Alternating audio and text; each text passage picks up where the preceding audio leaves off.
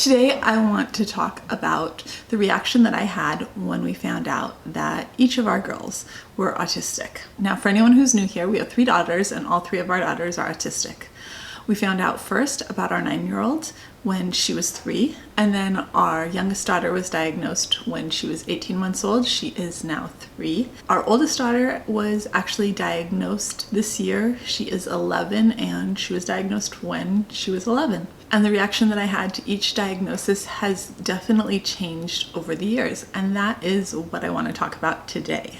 When Sadie was diagnosed, we had a party and we got a lot of comments praising us on our reaction to her diagnosis, which for our family, I think it was a really natural progression and a really natural reaction to have. She had already learned so much about autism and she was so confident in herself. She was so confident in her knowledge of herself and that she was autistic that I didn't want to come back from the psychiatrist's office and tell her that they had said no. When I walked in there that day, I was as nervous as I was any of the other times that our kids have been evaluated, maybe more so. But it was for a totally different reason. And I will say that when they gave me the results of Sadie's test, I cried, but they weren't sad tears. I was laughing and I was crying happy tears. Not like sobbing, but there were tears coming out of my eyes that I was brushing away because I was going to get to go home and tell her what she already knew. But I'd kind of been prepping her for the previous month, telling her, if they say no, it won't necessarily mean that the answer's no. It might mean that it's just because you do such a good job at getting by and at acting a certain way that they just don't see it. Because with girls, the ADOS isn't always all that accurate. Thankfully, we went to a place and we had a doctor that is good at seeing through that sort of thing, that asked the right questions, that knew what to look for. And when she was giving us the results, she was like, yeah, she most definitely is. There's no doubt at all. But I was really, really nervous when I walked through the door that day because I knew the news that Sadie wanted. And she was so confident in herself. And I wanted to go home and be able to give her that additional confirmation that yes, the doctor had actually recognized that same thing, that her mind works a little bit differently than most other people.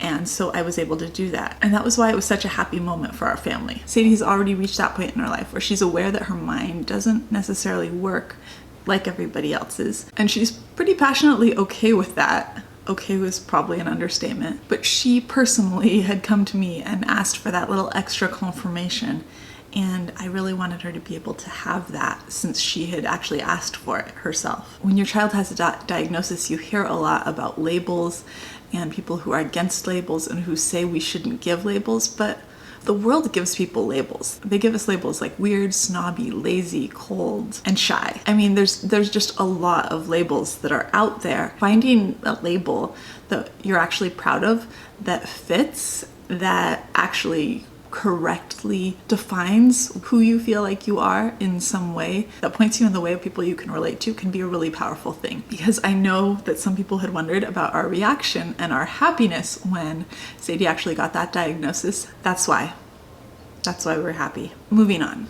I am going to go back now, way back to 2013. That one kind of blindsided me. It was really before the official diagnosis when Maggie's pediatrician told me she was 100% sure that she was on the autism spectrum. It was the first time we'd met this doctor, but she would end up being her doctor until she completed her residency and left to go down to live in a different state. And she was really, really good with Maggie. And she gave me this paperwork to make a phone call to make an appointment for the evaluation because that's how it worked at that point. And I must have gotten in the car and called Paul. I remember we were going out to dinner at the restaurant that he worked at that night to have pizza. He was still in law school at this point.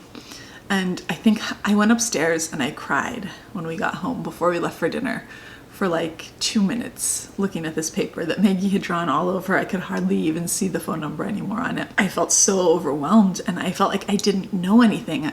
I knew that I didn't know anything at all about autism, but everything I'd ever heard didn't sound like Maggie, and I was so confused because what I knew just didn't seem like her.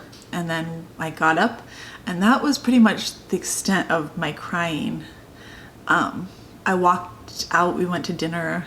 The next day, I walked with the kids to the library because we had one car. I checked out a pile of books about autism, and I went home and I read them, and I started writing down the things in the books that they said were autistic behaviors. And by the time I was done, I had 2 lined pages that were written in like multiple columns, front and back, completely covered with things that the book said were typical autism behaviors that she did. And I remember driving in the car and being like, Paula, I think that the doctor's right. Oh my goodness. And then I was really worried that she wasn't autistic enough to get help, which I really shouldn't have been worried about. From that point on, most of my energy was put towards just acting. I guess in general, that's how I tend to react to things. This may not be the most healthy coping mechanism, but I know that when there's something going on in my life that I feel like is out of my control, or is basically, we got that diagnosis and I threw all of my energy, every waking moment, into doing everything I could to help her.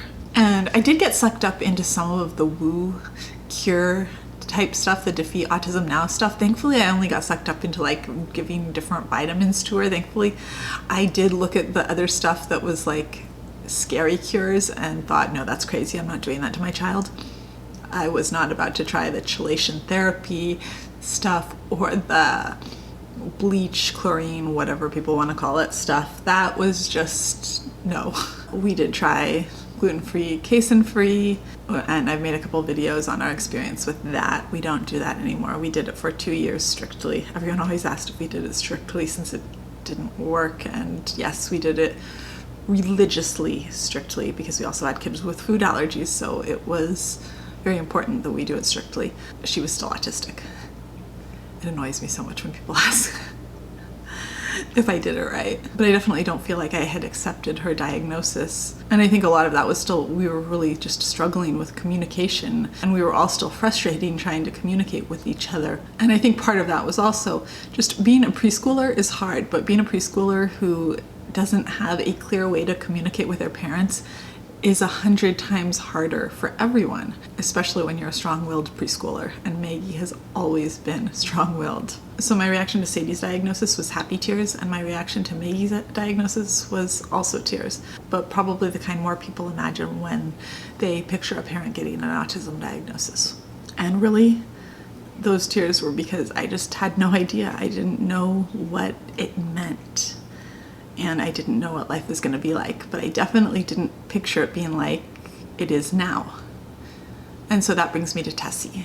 Tessie's diagnosis was very early, but I had expected it for a long time. By the time she was diagnosed, there had just been a lot of signs. She didn't like being held, she didn't like being touched. I have talked about that a lot in other videos, so I won't really go into that too much here. But I remember the day that we were going to that appointment, Paul and I were driving to the clinic in Boston because her first diagnosis was in a study at Boston Children's Hospital, and we were driving there and I was shaking in the car, and Paul was like, we already know that she is. Why are you so nervous? We'd already been to the clinic before. We knew the people. They were really nice. Why are you stressed out about this? Why are you shaking? And my reaction was like, but now we're gonna really know. We'll actually know for sure.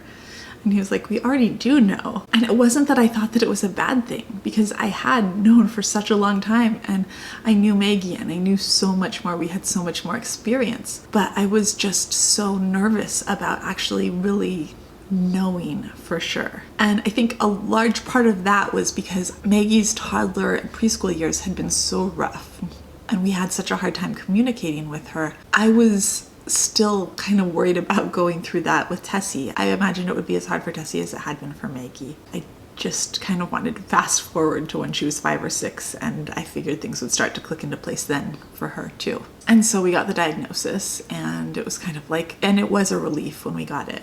That time I would say it was more neutral. It was just a relief. It was confirming what we already knew. If the first time we were sad and the second time we were happy, that experience was more neutral.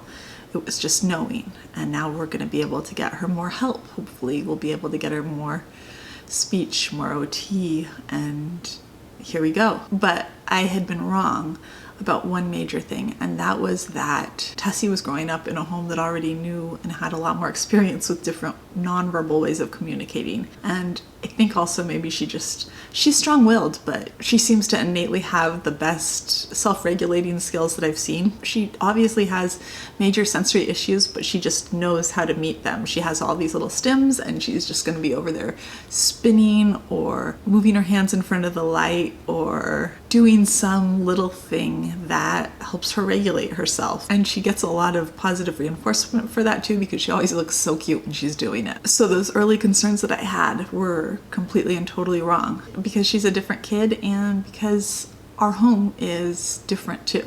Anyways, that is a little bit off track, but I think it's still relevant to the reaction that I had. I think that was the one thing that really kind of darkened that day, was my concerns about the next couple of years that I thought were facing us and how they've actually been from what we've experienced so far. Although Tessie's personality is definitely shining through, and she definitely is a little force of nature who lately is doing backflips off of the couch. So I hope that explains a bit more how we got to the reaction that we had when Sadie was diagnosed. I don't know if we have any more diagnoses in our future. We have had a few evaluations in the recent past that we're waiting on results for in February. I have no idea what the results are going to be. I guess we will see. Anyways, that is it for today. If you like this video, we would love it if you'd give it a thumbs up. And if you're interested in all things autism, we'd love it if you'd hit subscribe. And I'll see you tomorrow. Bye.